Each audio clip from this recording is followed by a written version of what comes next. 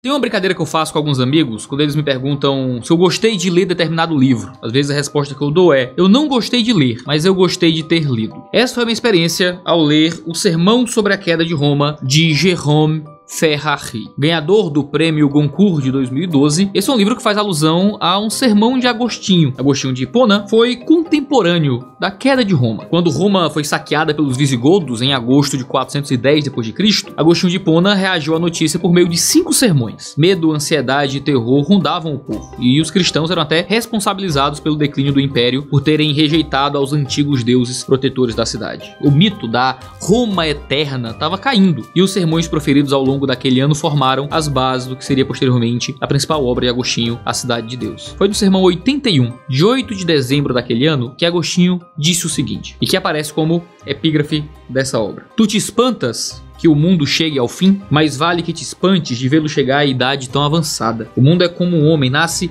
cresce e morre. Na velhice, o homem vive assolado por misérias, e o mundo, na velhice, vive também assolado pelas catástrofes. Cristo diz: o mundo vai partindo, o mundo está velho, o mundo sucumbe, o mundo provecto respira ofegante. Mas não tenha medo, pois a juventude há de se renovar como uma águia. O Sermão sobre a Queda de Roma é um livro que evoca Agostinho e que evoca o sentimento de Agostinho diante de um mundo que se esvai. Na citação, Agostinho fala de que é de se espantar que o mundo tenha durado tanto. Diante de tanta urgência apocalíptica que inundava as páginas do Novo Testamento, ver um mundo que dura muito realmente chama atenção. Caberia a nós saber lidar com um mundo em putrefação. E só podemos fazer isso entendendo que o decaimento do mundo é natural nesse pós-queda. A gente não pode se apegar às formas como as coisas são, a esse mundo velho. Mas a gente tem que rejuvenescer em Cristo diariamente, olhando para além daqui. O tom de Agostinho é adequado, já que os ímpios estavam acusando a igreja de ser culpada pela catástrofe e de se levantar dali. Diziam que ao abandonar os deuses antigos, aquela desgraça tinha caído sobre Roma. Agostinho faz a sua apologética. Ele deixa claro: Jesus disse que o mundo seria destruído. Ele profetizou que o mundo iria acabar. Por que a gente acreditou quando ele profetizou, mas ficamos perturbados quando a profecia se cumpre? De fato, se a gente crê nas verdades bíblicas da profecia do fim, nós não podemos nos desmotivar diante da constante manifestação do seu cumprimento. O nosso mundo político está indo embora. A cidade está se esvaindo. Esse mundo vai acabar. Roma está caindo. Como é que nós vivemos? Então, em um mundo que vai embora. Esse sermão de Agostinho inspirou o romance do Jérôme Ferrari que a gente tem em mãos hoje. Na história, a queda do império é o macrocosmo que ilustra a vida dos personagens. Mathieu e Libéraux são 2 amigos de infância, estudantes de filosofia, que desistem de encontrar sentido da existência no conhecimento acadêmico. Libéraux escreveu sua tese sobre os sermões de Agostinho, justamente esse sobre a queda de Roma, e termina seus estudos desconsolado. Ele convence o Mathieu, que estudou sobre Leibniz e a ideia dos mundos possíveis, a assumir a gerência de um pequeno bar na terra natal deles. E assim, eles abandonam os sonhos universitários e voltam para Córcega. Lá, eles assumem a gerência de um pequeno bar que estava fechando porque uma das principais gerentes havia desaparecido misteriosamente.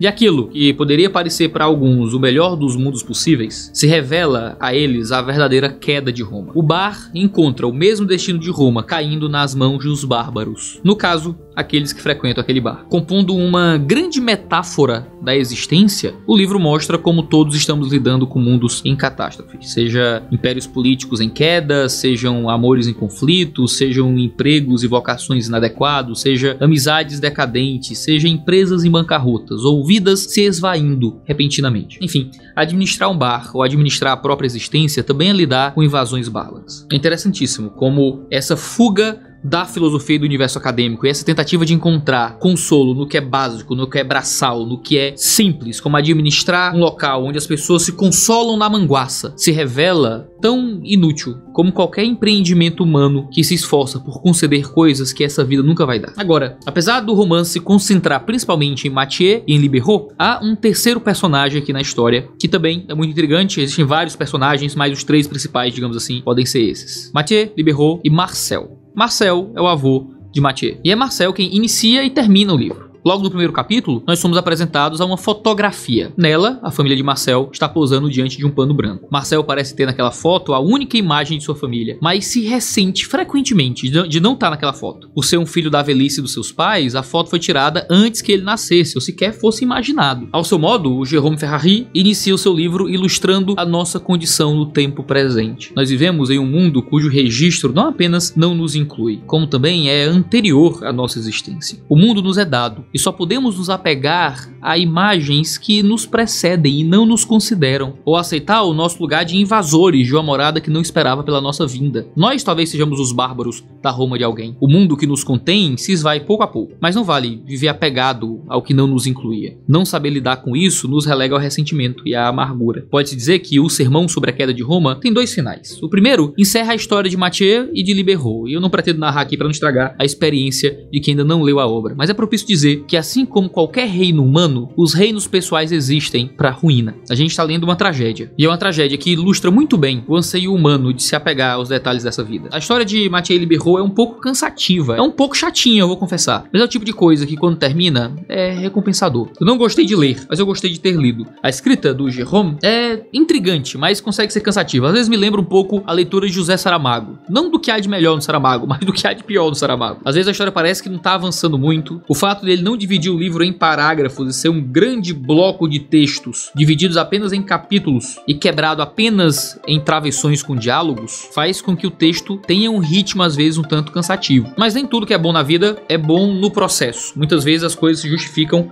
pelo final delas. Talvez você, assim como eu, não vai gostar de ler e vai achar a leitura um pouco cansada, mas é possível que você goste de ter lido e ache o todo da história muito recompensador. Mas o segundo final da obra mostra o leito de morte do Marcel. E não é spoiler nenhum dizer que um idoso morre no final. Ele já tá velho quando o livro começa. Então não é de espantar ao leitor minimamente atento que ele morrerá em breve. É como dizer que no final de Breaking Bad...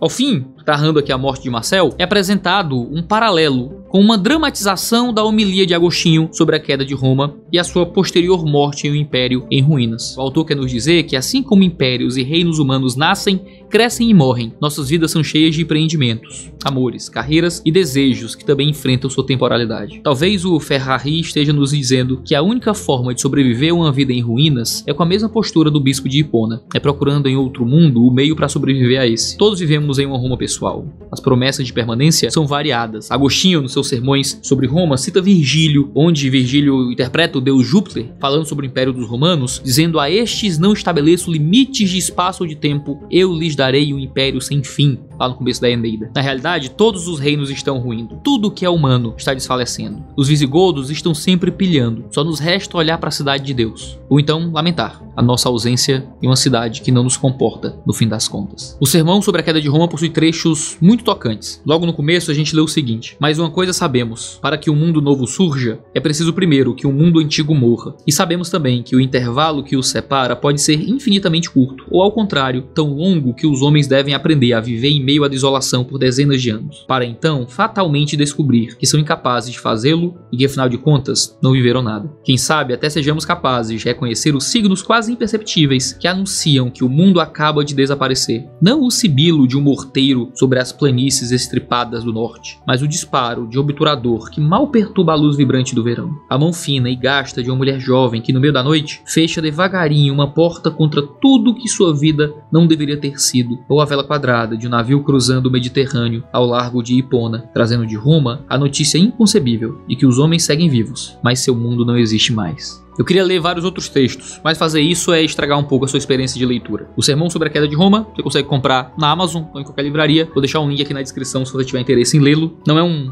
texto cristão, mas é um texto que dialoga com elementos da nossa fé. Eu acho interessante para quem deseja boas literaturas que dialogam com questões cristãs. Eu pesquei esse livro do Instagram do Jonas Madureira. Eu vi ele indicando esse material, eu achei o título intrigante e eu vi que ele fez uma live sobre esse livro. Ele até lida com os próprios sermões de Agostinho. Eu vou deixar também um link aqui embaixo para você assistir a live do Jonas. Vai lá, deixa um comentário lá, se inscreve no canal do Jonas e diz: vim pelo 2D de Teologia. O Jonas sabia que a gente tá indicando aí o canal dele. É excelente que teólogos de ponta também façam trabalhos na internet. Bom, esse é o vídeo de hoje. A gente tem review de material teológico de vez em quando e, por que não, alguma literatura. Se inscreve no canal para você ficar sabendo sempre que houver vídeo novo. Um cheiro no seu cangote e até a próxima.